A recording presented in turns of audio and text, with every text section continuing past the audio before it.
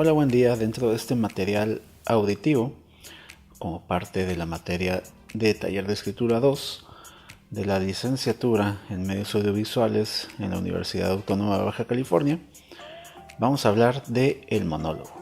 Como ustedes saben, toda esta unidad que estamos viendo y todo este material que lleva acorde a la materia de Taller de Escritura 2 tiene que ver con el diálogo. Por lo tanto, el monólogo, parte fundamental de los diálogos en una película, se debe componer de ciertas características y tiene algunas tipologías, las cuales el día de hoy vamos a conocer.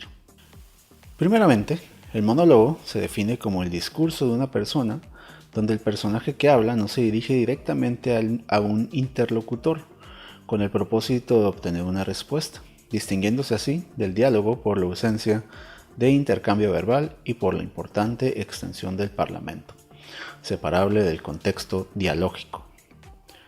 Esto pues, el personaje que hace un monólogo no espera que el otro le conteste, sino que expresa aquello que tiene el personaje por medio de un momento en solitario prácticamente, donde el otro solamente escucha o participa de una manera muy breve.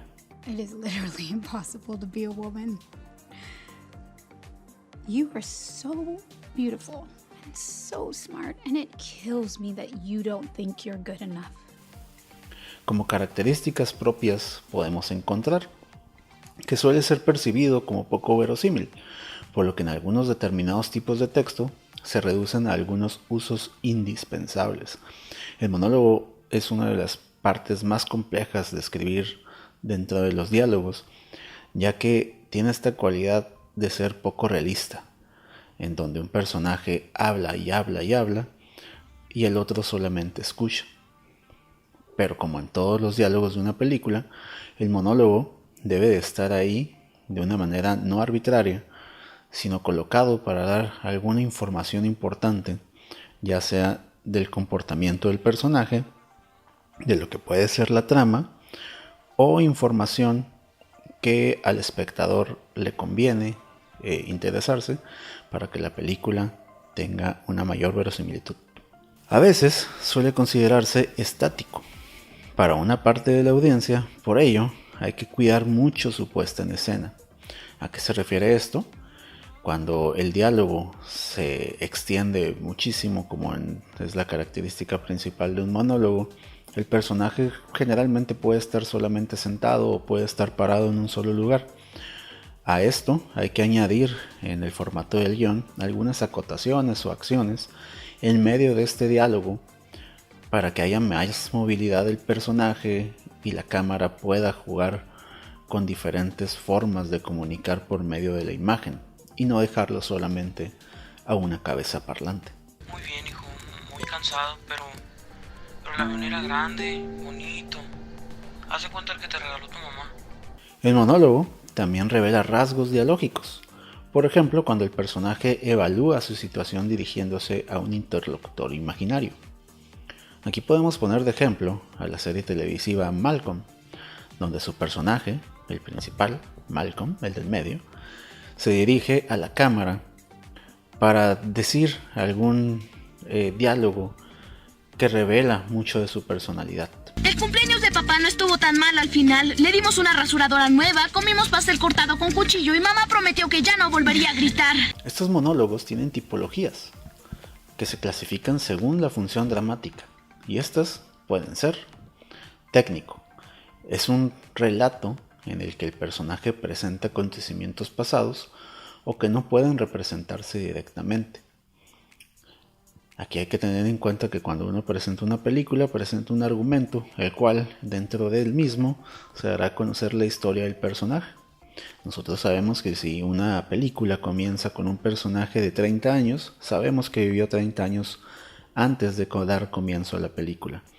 Por lo tanto, los monólogos y técnicos funcionarán para conocer detalles relevantes de la historia del personaje, tanto presentes como pasados del mismo. I'm quitting today, and I'm going far away from here. And I want you to come and celebrate with me tonight. I'll be waiting outside when you're finished your shift. Lírico momento de emoción en un personaje que se deja llevar por sus confidencias. Aquí el personaje, de alguna manera, se disocia de lo que es su realidad para comenzar a hablar, ya sea para él solo o también para la cámara, y contarnos cómo se siente, cuáles son sus confidencias, qué es lo que está pensando, cuál será el siguiente paso. So she's a tub of lard. The ship's already sailed, so why not make her feel good about herself? Otro tipo de monólogo es el de reflexión o de decisión. El personaje se enfrenta a una situación delicada, se presenta a sí mismo los argumentos y contraargumentos de su conducta. Este se puede utilizar de una manera incorrecta, por ejemplo en las telenovelas mexicanas, donde el personaje habla consigo mismo y presenta todo su malévolo plan en el caso de los villanos. Pero igual puede ser una reflexión o de decisión, suponiendo en una escena correcta, donde el personaje se está confesando tal vez con un padre que solamente lo escucha. Y es ahí donde presenta todos estos argumentos y contraargumentos de su conducta, provocando decisiones morales a posterior en la película. Me voy a largar a la costa, lejos de este pinche lugar, y voy a poner mi business. No me voy a tener que esconder nunca más de nadie. Y cuando vengan unos años a comer aquí con mi güey y con mis hijos, tú vas a seguir aquí, viendo quién sabe la diferencia entre la misión y la visión, y me vas a servir mi medium rare burger con extra fries, y te lo voy a regresar porque tiene pelos de mejinajo. Y el último tipo de monólogo es el interior. El personaje lanza en desorden y sin preocuparse de una lógica los pensamientos que pasan por su mente.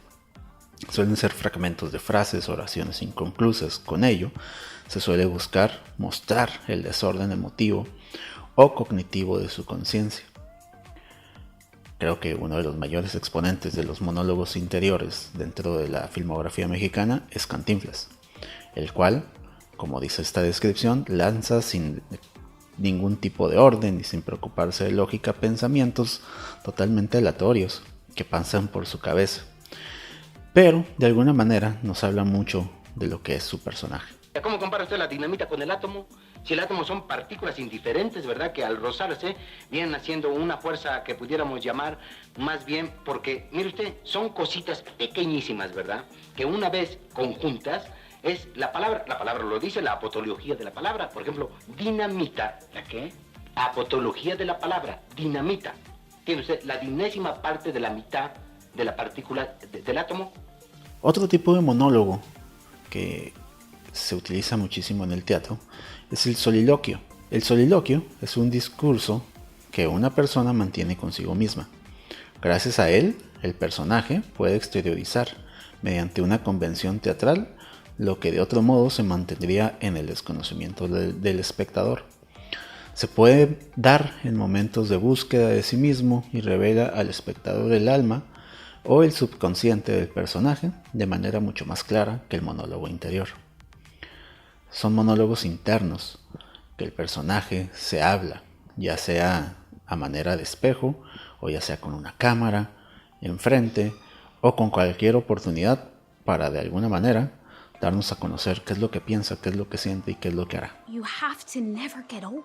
Never be rude, never show off, never be selfish, never fall down, never fail, never show fear, never get out of line. It's too hard, it's too contradictory, and nobody gives you a medal or says thank you. And it turns out, in fact, that not only are you doing everything wrong, but also everything is your fault.